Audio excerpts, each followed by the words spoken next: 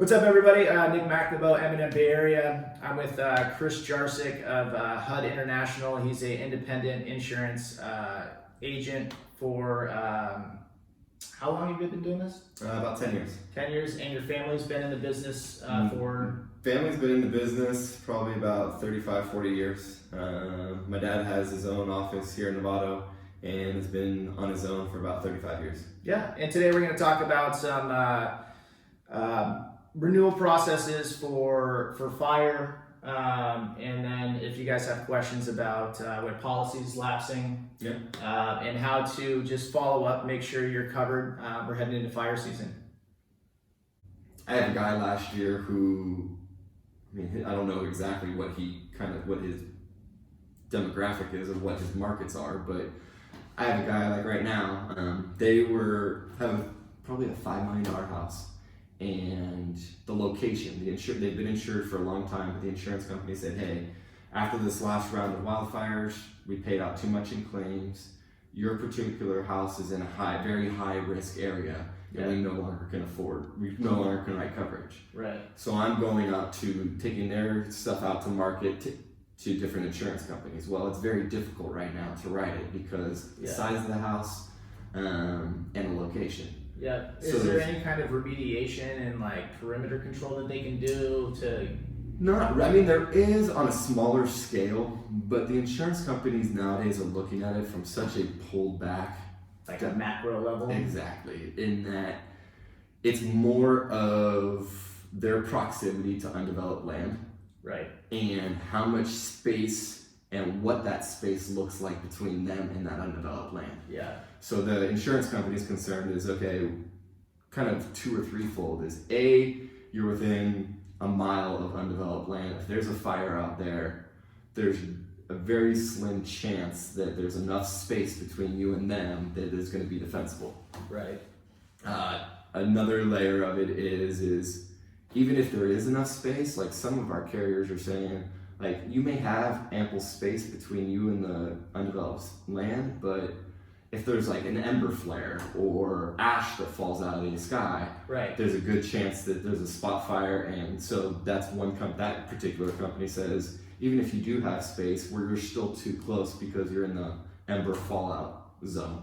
Is there anything that a homeowner could do to make their house more attractive if for some reason they are in a fire zone and their house doesn't burn, because they have a home hardness rating now that people go through? It's like, oh, I don't have a shake roof anymore, I've got concrete shingles, I've got fire retardant and fire resistant plants around, I've got a defendable perimeter. Is there anything that you've heard in your business that's like, because there's a lot of people out there that are in this similar, that it's like their homeowners insurance is getting pulled because or going through the roof, right? So is there anything that you've heard in the industry, like in the future or coming down the pipe, that would help a homeowner in that situation? And if so, what is it? Not particularly, not anything specific, because each company has their own underwriting guidelines. So like Nationwide, one of our better carriers, is they don't have too many stipulations from that point. Everything is they have algorithms and statistics on their end of what causes fires, what areas are more prone to others.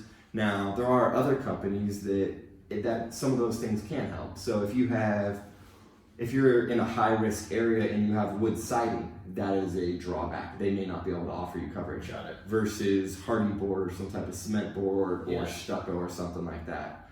A wood shake roof, that's a drawback. Yeah.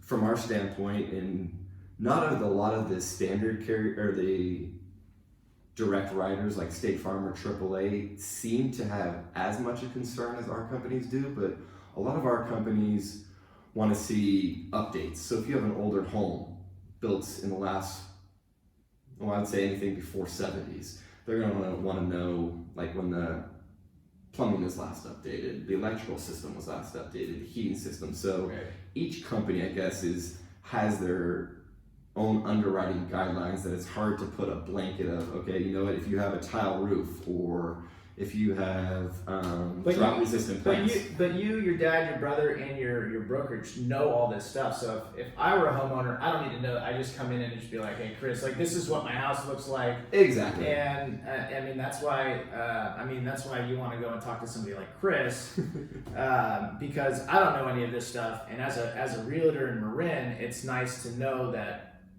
I can refer people to you and be like, if these questions come up. I know the gist of it just from talking to you a number of times, but if it's one of those things where it's like, yeah, I got the gist of it, but if somebody's really interested, I mean, and they're in the position where they know that their homeowner's insurance is at risk, it's a good idea to come and talk to somebody like you, your dad and your family about like, hey, what are my options? How do we get ahead of this so you're not left? And is there a limbo? It's like they pulled your insurance, now you don't have anything? So they give you a time period. So like I have a number of, like right now we have one insurance company sent out 50 non-renewals this year. Yeah, okay. So 50 people in the Bay Area are getting non-renewed. They'll send those out. And that's one carrier? That's just one insurance company. Okay. Yeah. And that means we have to move their home, their auto, if they have a secondary property, a boat, RVs, whatever. Most likely all of it's going to get moved. But what they do is they send out, they give you notice. So they give you 90 days notice usually. Okay. And so they'll say, hey, you know what, just a heads up, your policy is going to be non-renewed in 90 days. There's always a California Fair Plan option, which is, it's basically a program that was put in place by the residents of California. It's voted in, and it requires, it's an entity that's designed to at least offer some coverage to everybody. Yeah. There's certain limitations that it has and guidelines, but it's at least a program that if you live out in Timbuktu, you're going to be able to get some coverage. So yeah, if you complete loss, there's some sort of, there's something, or I mean, if for some reason that 90-day lapses, and nothing happens, and the fire comes in, and you're in the middle of a renewal, you have that kind of a buffer that's not just like, okay, I guess that your house is, unfortunately it's gone. It's like you're on vacation or you get evacuated, your house is gone, and you're stressing out. At least there's something. And what's that program called? The California Fair Plan. Now, it would need to be, it's something that you have to purchase. So it's not just something that automatically goes into place. Like if you got non-renewed and you didn't find coverage, it's not something that just automatically rolls on. Okay. You would need to go ahead and contact a broker and put a policy in place, purchase the policy and put the policy in place. And that's something that you guys would do? Correct. So if you guys need that or want to follow up on that topic, Chris's contact information will be in the link below. And he's also got his profile built out, so you'll be able to contact him with that. Yeah, and that's the one thing that's nice about being an independent broker, getting back to what you said before about looking at the different residents and stuff like that, is we're going to go ahead and assess the risk and find the best fit insurance company. Because each company, while they may write everything under the sun, they're going to be most competitive in a certain niche. Right. Some companies like the harder to place risks. That's where their premiums are more competitive. And they're structured in a way to handle that type of risk. Exactly. Their coverages are built that way. There's a general format that all insurance companies follow in terms of coverages, but then each company kind of tweaks it to fit their own mold and be their program. Cool. Well, if you guys have any questions on, the fire season's upon us. Chris is sitting here next to me. He's got an office in Novato.